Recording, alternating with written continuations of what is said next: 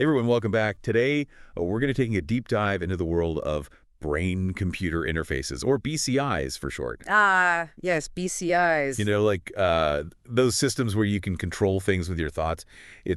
Sounds pretty It futuristic. does, right, like Yeah. straight out of science fiction. Yeah. And while the reality is a little bit more complicated, it's no less fascinating. Right. BCIs have this incredible potential to revolutionize the way we interact with the world, especially for folks who are facing challenges like paralysis. Hmm. I mean, could you imagine regaining the ability to move and communicate just by thinking? Yeah. It's really remarkable. So the source material that we are looking at today is a research paper.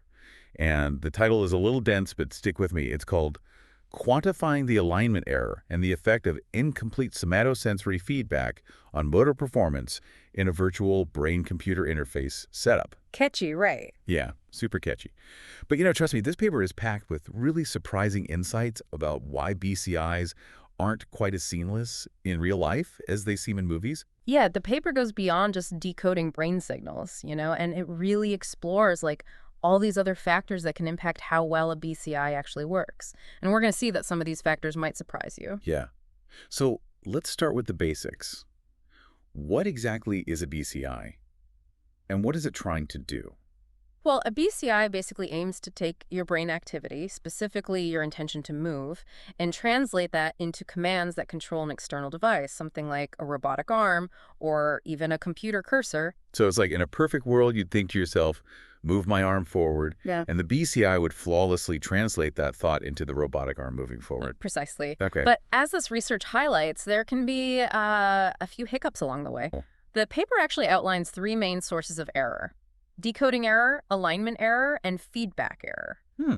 Yeah, so decoding error, I'm guessing you're probably thinking this is when the BCI kind of misinterprets your brain signals, like thinking you want to move left when you really meant right. Yeah, exactly.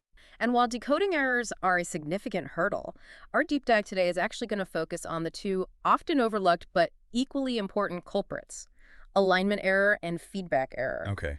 These can dramatically affect how well a BCI performs in the real world. Gotcha. So picture this. You're in a super immersive VR game, Renee, but your virtual hand is off, just slightly off from your real hand, or it's even rotated at a weird angle. I can already imagine how frustrating that would be. Right. It would make it so annoying to try and interact with anything. Oh, absolutely. And that's essentially what alignment error is in a BCI context. Yeah. The robotic arm, it might not be positioned exactly where your real arm would be, or its orientation might be off. Yeah. It's like playing that VR game with a constant disconnect between your real movements and those virtual movements. So it's like your brain is saying, go here, but the arm is like, nope, going over here. Exactly, yeah. A real communication breakdown. So in the paper, they described this experiment where researchers had healthy participants use VR to simulate a perfect BCI decoder. So that means that their hand movements were instantly mirrored by a robot arm. Okay. But here's the twist. The researchers intentionally introduced misalignment. They moved and rotated the virtual arm to simulate what a BCI user might experience in real life. So they were basically throwing a wrench in the works. They were, and they wanted to see what would happen. And even with perfect decoding, the BCI is doing its job perfectly, the participants' performance suffered, it was significantly worse. Yeah. And they actually tested three types of misalignment.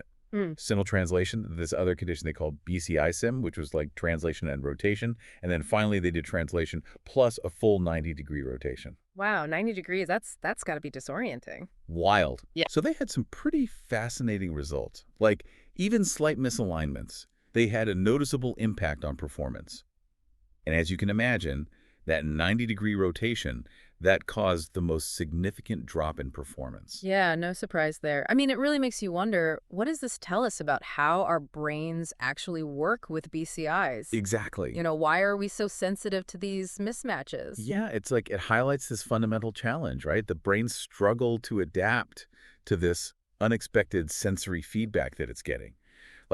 We are just so used to our bodies working in a very specific way that even these small mismatches between what we intend to do and what we see happening, it can totally throw us off. Yeah, it's like our brains are constantly making predictions about what's going to happen next based on our intentions, and then they're adjusting our movements based on the feedback that we get from our senses. Right. So when those predictions are violated, even in subtle ways, it disrupts that smooth, coordinated movement that we usually take for granted. Yeah, it messes up the whole system. And it makes you realize how incredible our brains are at fine-tuning our movements all the time without us even realizing it. And this actually brings us to another really fascinating finding from this paper. The role of haptic feedback, our sense of touch. Right. You might think that like vision would be the most important sense when you're controlling a robotic arm, but this research, it uncovered something really surprising. All right, lay it on me. So, get this, the researchers, they didn't just mess with the visuals in the VR setup, they also manipulated the participants' sense of touch. Okay. Some of them, they had a real table underneath their hand while others didn't. So, like, they could feel it. Exactly, yeah, giving them that tactile feedback. Okay. But for others, they took that away. It was like simulating what someone with paralysis might experience, that lack of touch sensation. Interesting. And they wanted to understand how this lack of haptic feedback, that feeling of interacting with the environment, how it would affect their performance. And the results were remarkable. Okay, tell me what happened. Even these like subtle changes in haptic feedback, they made a noticeable difference in how well people could control the virtual arm, Yeah. especially when it was combined with the visual misalignment. So like a double whammy. It is, yeah. It's like your brain is going, wait a minute, I see the arm moving, but I'm not feeling the table. Something's not right here. Right. And this really highlights how essential sensory integration is for our brains. Yeah. We're constantly comparing what we expect to feel based on our movements with what we actually sense. Makes sense. And when there's a mismatch, things can get messy really quickly. So it's not just about seeing the robot arm move, it's about feeling the interaction too. Exactly, that whole sensory experience. That's so interesting. And this is a game changer for how we think about like developing and refining BCIs. Yeah, because if you're not getting that feedback, your brain's not going to know what to do. Right, exactly. And the exciting thing is that this knowledge is already being used to drive some really cool innovations in the field. Oh, like what? Researchers are now exploring ways to incorporate artificial haptic feedback into BCIs. Whoa. So like giving the brain back that sense of touch, even if the real limb isn't there? Precisely. How would they even do that? Well, think about it, like tiny vibrations on the skin or even electrical stimulation of nerves, trying to recreate those missing sensations. Oh, wow. That's pretty incredible. And this could potentially make BCI control much more intuitive and natural for users. That's amazing. So we've talked about decoding errors, alignment errors, and now this, like, really important role of haptic feedback. But wait, there's even more to this alignment challenge, right? The paper also explored different control schemes, which adds another layer of complexity to the mix. Yeah, they investigated two main approaches. You've got your relative coordinate frame, and then you've got your Cartesian endpoint control. Let's use an analogy to kind of break this down a little bit. Okay. Imagine the robotic arm is rotated 90 degrees to the right. So if you think, move my hand forward. Yeah. With a relative coordinate frame, that forward command, it would actually move the robotic arm sideways because it's oriented differently than your hand. Oh, wow. Okay, that sounds super confusing. Like you'd have to be constantly thinking about where the robot arm is and then adjusting your commands. Exactly. A lot of mental gymnastics. Yeah. But what about the other control scheme? What do you think happens there? Okay, yeah, you said there was another one. Cartesian endpoint control? What's that like? Cartesian endpoint control, it takes your perspective into account. So no matter how that robotic arm is positioned, your forward command will always move it forward relative to you. Ah, okay, so it's like giving the brain these clearer, more intuitive instructions. No more mental rotation needed? Precisely, yeah. And the research actually found that Cartesian control was better than the relative coordinate frame. Okay, cool. But I'm curious, it wasn't perfect though, right? Like, Yeah. Why not? If it's moving according to my perspective, shouldn't that, like, solve the problem? Well, it comes back to that mismatch that we were talking about before. Even though the control is more intuitive, your brain is still getting this conflicting information, what you see the arm doing versus what you expect based on, like, your body's own movement. So even with this, like, improved control scheme, the brain's still working overtime to try and make sense of these differences. It's wild how much we take for granted when it comes to that connection between our brains and our bodies.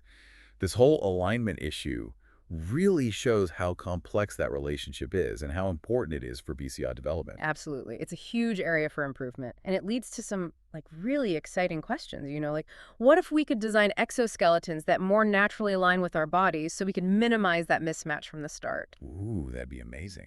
Or what if we could, like, bypass the robot arm entirely and use targeted electrical stimulation to activate the user's own muscles? Yeah, exactly. Creating this much more natural and intuitive movement experience. That is some mind-blowing stuff. It Yeah. really makes you appreciate just how complex and amazing our brains are. It really does. Think about it. If even a slight mismatch, like between our intentions and that sensory feedback, if that can throw us off, it really highlights the incredible adaptability and the learning capacity of the human brain. Yeah, we are constantly adjusting to new situations, learning new skills, Mhm. and recalibrating our movements based on the feedback we're getting.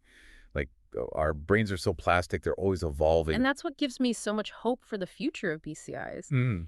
As we continue to kind of unravel the complexities of how the brain interacts with the world around it, how it integrates that sensory information and adapts to challenges, we can design even more sophisticated and effective BCIs. BCIs that like feel truly seamless and intuitive to use, almost like an extension of ourselves. I'm excited to see that future. I agree. Imagine a future where BCIs aren't just about restoring lost function, but they're about augmenting our abilities and expanding our potential. That's a future I want to live in. But to get there, it takes a deep understanding of the brain, right? It's Yeah. not just about decoding those brain signals. It's about understanding how the brain learns, how it adapts, and how it interacts with the world around it. And that's what makes research like this so valuable. Yeah, totally. It pushes us to look beyond just that brain-computer interface and consider the entire mind-body experience. This has been an incredible deep dive into the world of BCIs, alignment errors, and this surprising power of our sense of touch.